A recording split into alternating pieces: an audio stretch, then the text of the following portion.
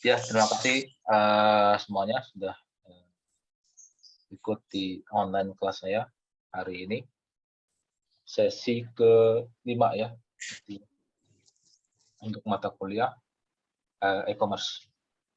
Nah, sesi untuk perkuliahan hari ini dan materi hari ini sedikit berbeda. Dan ini banyak menyinggung mengenai dunia startup saat ini. Mungkin kalau kalian dengar nama startup, ya. Nah, ini udah bukan informasi atau hal yang asing gitu ya, karena sekarang apalagi sudah banyak menjamur startup yang baru gitu ya. Sudah banyak bertebaran dan sudah juga banyak yang take profit ya, yang take profit dari usaha startup yang dibangunnya. Nah, so kalau kita lihat secara definisi, apa sih startup itu? Startup itu sebenarnya perusahaan rintisan atau perusahaan baru di mana dia merujuk kepada perusahaan yang belum lama beroperasi. Jadi ibaratnya startup itu hampir mirip dengan anak perusahaan. Tapi di sini secara struktur itu sudah berbeda. Ya, secara keorganisasian di dalam perusahaan sudah berbeda. Jadi sudah mecah gitu ya. Nah, perusahaan-perusahahaan ini sebagian besar merupakan perusahaan yang baru didirikan dan berada dalam fase pengembangan dan penelitian untuk menemukan pasar yang tepat. Nah, kenapa di sini dibilangnya fase pengembangan dan fase penelitian? Karena untuk startup di sini kita nggak tahu nih, ibaratnya barang yang mau dijual, pasarnya seperti apa, target belinya bagaimana, itu kita nggak tahu. Tapi ketika kita buka startup, ibaratnya kita buka usaha baru yang unik, yang berbeda, gitu ya. Kemudian kita kita propose ke masyarakat.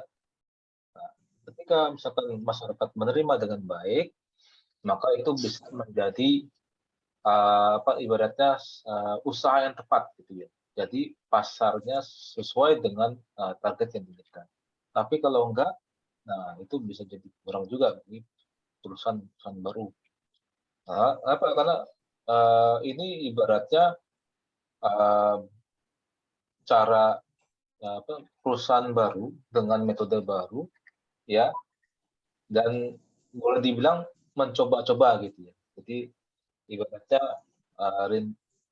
belum ada pastian dan belum ada biasanya kalau kalau seseorang buka usaha gitu ya, mereka sudah tahu ya, misalkan secara konvensional udah tahu nih barang apa yang dijual gitu ya, kemudian pasarnya seperti apa, target pemasarannya bagaimana, konsumennya seperti apa, itu mereka sudah tahu apa yang mau ditargetkan gitu ya. Nah, kalau kalau di sini startup ini ibaratnya perusahaan yang ibaratnya belum jelas sebenarnya arah tujuan si perusahaannya untuk apa, gitu ya. Nah, contoh yang konkretnya tuh sekarang ini tuh seperti uh, metaverse gitu ya, dunia dunia maya di mana mereka bisa bertransaksi, bisa berdiskusi, bisa berkomunikasi, mencari informasi secara gamblang eh, dimanapun saja, apapun saja, gitu ya, di dunia internet, gitu ya. Tapi mereka pun sebenarnya belum tahu, gitu ya. Mereka belum tahu kira-kira ini metaverse ini nanti ke depannya bisa nggak diprediksi, gitu ya. Pasarnya sudah tepat belum? Gitu ya. Benar nggak marketnya hanya untuk orang-orang yang kita targetkan? Kita itu belum tahu. Namun ini menjadi langkah yang jenius ya, di mana orang bisa ibaratnya mencoba, kalau nggak mulai dari sekarang, kapan lagi gitu ya. Nah, sebentar. Boleh di mute ya. Yang belum di mute, tolong di mute. Oke. Nah, sehingga nanti startup ini juga menjadi populer secara internasional gitu ya, dalam periode waktu tertentu. Nah, karena kalau kita lihat saja gitu ya dari pasar marketplace-nya trading seperti Tokopedia gitu ya. Kemudian untuk yang ibaratnya transaksi secara online gitu. Kemudian itu sarana transportasi online seperti Gojek, OVO, Grab gitu ya, dan sebagainya. Itu kan mereka sebenarnya mencoba-coba mencari peluang kira-kira apakah ini dibutuhkan masyarakat atau tidak. Ya, sehingga kalau memang dibutuhkan oleh masyarakat ke depannya masyarakat menjadi dependensi terhadap produk tersebut, nah ini marketnya jelas. Makanya seperti perusahaan Gojek itu sudah menjadi perusahaan yang ternyata profitable yang sangat tinggi gitu ya, dan dikategorikan sebagai dekakorn dengan nilai investasinya yang lebih dari berapa triliun dolar gitu ya, billion dolar Amerika. Nah, jadi itu bisa menjadi menguntungkan, itu juga bisa menjadi murah juga bagi si pelaku usaha. Tapi selama namanya orang mencoba gitu, selama dia bisa tahu ya, atau mungkin ibaratnya dia punya backup plan-nya di belakangnya ketika ada masalah, itu harusnya sih no worry gitu ya, ketika kita sedang membuka usaha startup. Nah, kemudian secara bisnis gitu ya, ini bisnis yang baru dan berkembang gitu ya, dan biasanya identik dengan hal-hal yang berbau teknologi ya, biasanya berhubungan dengan internet gitu. Pasti karena adanya e-commerce, transaksi online itu bisa terjalin apabila ada internet. Kalau tidak ada internet, itu tidak akan bisa ya terjadi. Nah, kemudian secara historicalnya di sini startup ya sudah banyak berkembang di akhir tahun 90-an sampai sekarang gitu ya. Sehingga biasanya para pelaku usahanya itu mereka memang bisnis startup-nya itu lebih condong ke arah yang berbau-bau teknologi gitu ya. Nah, jadi di Indonesia sendiri di sini perkembangannya cukup bagus ya, karena apa? Setiap tahunnya para pemilik startup di Indonesia itu cukup banyak dan bertebaran. Menurut data dari dailysocial.net tahun 2015 saja, ini sudah terdapat setidaknya lebih dari 1.500 startup lokal yang ada di Indonesia. Coba bayangkan, itu total tahun 2015. Kira-kira misalkan di sini pertumbuhannya misalkan naik jadi 100%, itu bisa meningkat jadi 15.000 gitu ya, 15.000 startup yang muncul di Indonesia. Banyak sekali gitu. Nah, kalau dilihat berarti di sini Indonesia sendiri ini menjadi nomor 3 terbesar ya, dengan usaha startup yang banyak bertebaran di masyarakat. Nah, kalau dilihat bagaimana caranya kita mau memulai usaha startup. Nah, pertama ini kita lihat dari journey-nya nih, perjalanannya. Mulai dari kita harus tahu, karena kita ingin buka usaha yang memang belum jelas, tapi kita ibaratnya sudah forecast gitu ya, sudah menerawang ini usaha kemungkinan kedepannya ini pasti akan laku nih di pasaran. Contohnya apa? Contohnya seperti Android, gitu ya. Dulu sebelum ada Android, ya Nokia, ya, dia apa namanya bersikukuh gitu ya dengan sombongnya bahwa dengan sistem operasi Symbian gitu ya, ini menjadikan sistem operasi yang paling banyak diminati oleh konsumen.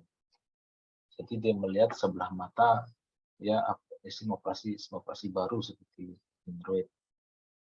Nah, coba bayangkan sekarang ini. Sistem operasi Android malah hampir di segala lini gadget yang kita punya itu pasti ada sistem operasi Android. Bahkan sistem operasi Windows saja ya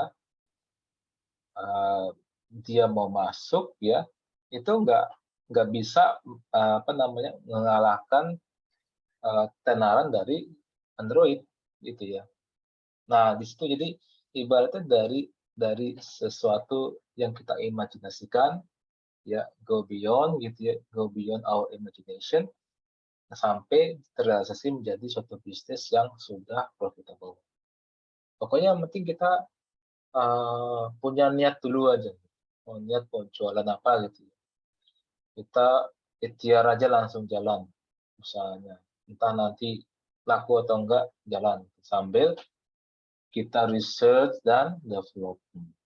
Tuh, jadi ibaratnya sambil jualan, sambil research, sambil pengembangan. Misalkan kita jualan kopi nih, gitu ya.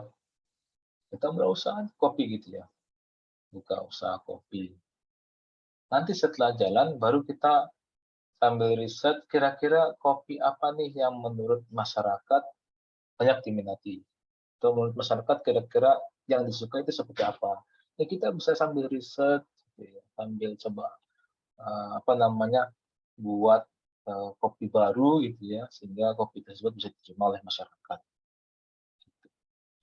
Nah, jadi kita bisa tahu apa yang kurang di sini ya, yang dari usaha kita bisa catat, bisa riset, kemudian kita tulis gitu, kita catat ya, kemudian baru kita buatkan prototipe-nya. Nah, dari prototipe itulah nanti kita tunjukkan ke audiens, ke masyarakat, ya kurang lebih sekitar 100 orang. Nah, kalau misalkan prototipe-nya diterima masyarakat, ini bisa dikembangkan lagi menjadi produk jadi. Ya, kalau enggak itu nanti akan balik lagi ke pengembangan ya, pengembangan dan riset, kira-kira nih apa yang kurang. Jadi tahapan prosesnya itu ada ini selama dia pas apa namanya selama dia masih dalam pengembangan itu dia masih bisa diperbaiki lagi.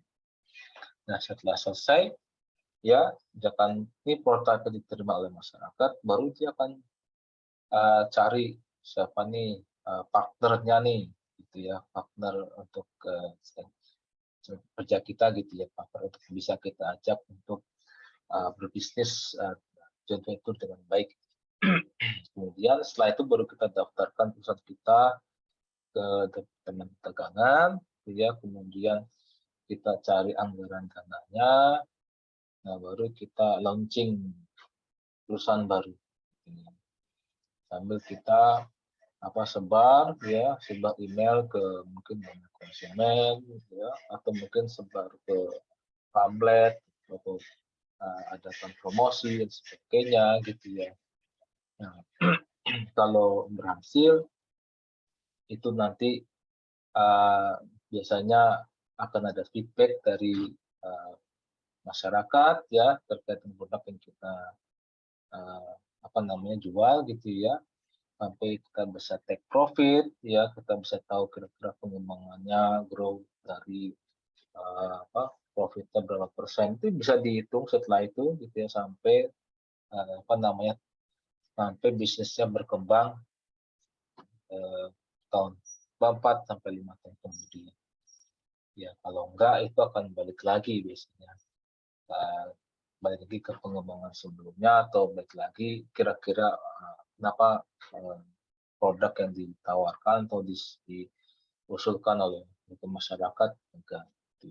Nah, ini sebenarnya langkah-langkah ini sebenarnya hampir mirip ya seperti apa namanya sistem pengembangan siklus pengembangan sistem cara pada umumnya.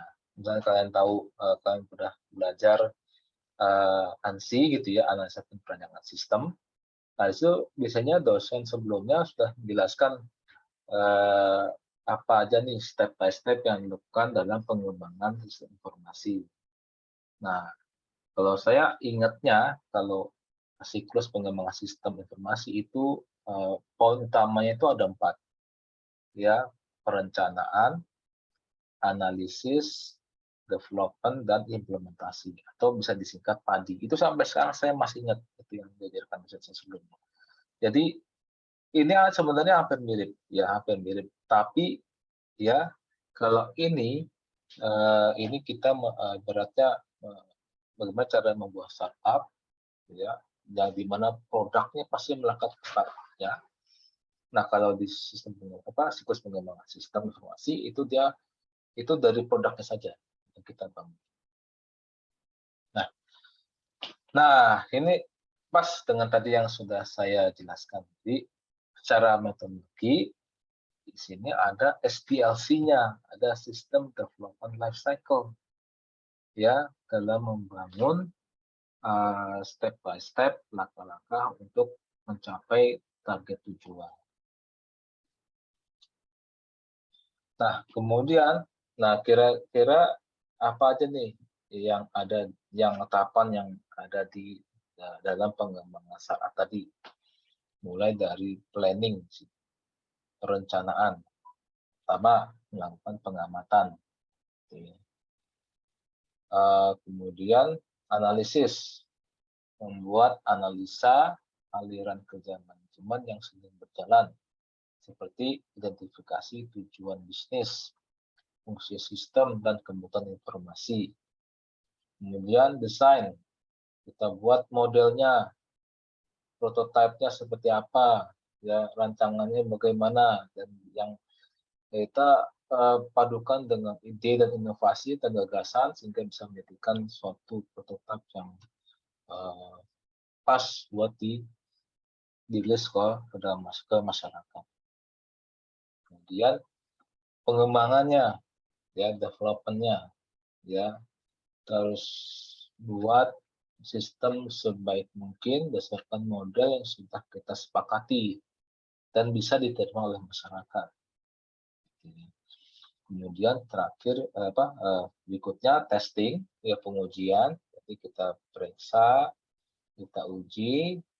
Ya, kalau misalkan ada bug atau ada kesalahan, kita bisa perbaiki dan kita bisa verifikasi dan validasi sampai produk tersebut final. Sudah tidak ada isu atau masalah. Dan terakhir implementasi. Nah, ini bisa diterapkan ya ke dalam sistem yang sudah ada sebelumnya atau kita terapkan sistem yang baru gitu ya di perusahaan tersebut atau di masyarakat. Gitu. Nah, terakhir sebenarnya ini tambahannya adalah maintenance. Gitu. Maintenance ini menjaga agar sistem tetap responsif, cepat, dan akurat. Nah, CMS ya ini kita tidak harus dari startup gitu ya.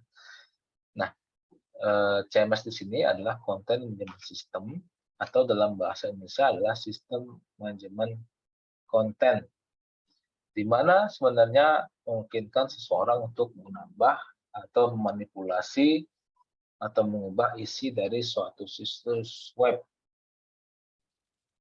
Ya.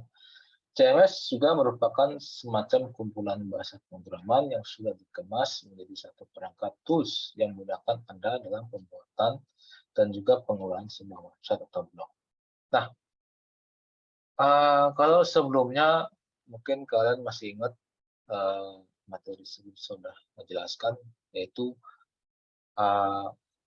langkah-langkah dalam pengembangan trust. Nah, di situ ada membangun situs. Nah, ada poin membangun situs. Nah, cara mudahnya agar kita bisa membangun situs atau web dengan mudah, ya tanpa harus kalian coding dari awal gitu ya, menggunakan HTML dan sebagainya. Nah, kalau kalian menggunakan CMS itu lebih simpel lagi. Gitu ya. Jadi kita bisa apa namanya, bisa upgrade, bisa modifikasi dan sebagainya itu lebih simpel dengan menggunakan CMS. Nah, ada beberapa aplikasi CMS yang jadi ini, ya. Salah satunya adalah Toptechnuke. Dulu saya gunakan aplikasi Toptechnuke untuk pengembangan web gitu ya, atau dulu ada proyek peremajaan web ya, di salah satu perusahaan. Nah, beberapa perusahaan yang sudah menggunakan CMS, contohnya sudah ada Prestasoft, gitu, Prestasoft, Magneto, Zenchart, OpenChart, dan e-commerce lainnya. Gitu. Nah, ini saya kurang, tapi di sini kenapa memilih Prestasoft?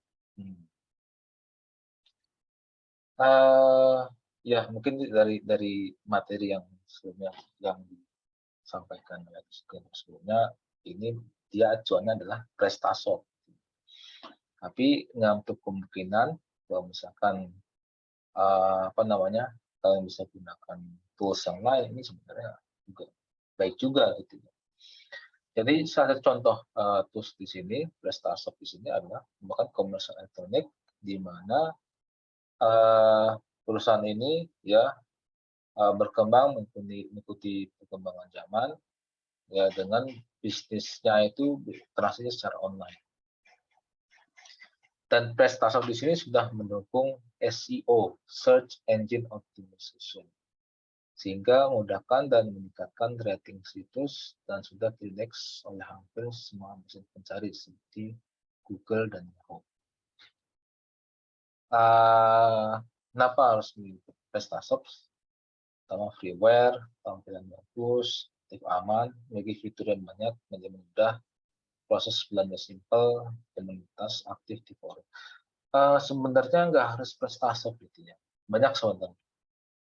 Nah, kalau secara pribadi saya sendiri, di sini saya menggunakan Tokopedia gitu. Nah, walaupun mungkin Tokopedia juga masih banyak pengembangan, gitu. Tapi secara fitur untuk bertransaksi gitu ya, itu sebenarnya simple gitu. Termasuk simple. Nah, ya silakan, kira-kira ada yang mau ditanyakan nggak? Saya stop dulu recordnya ya.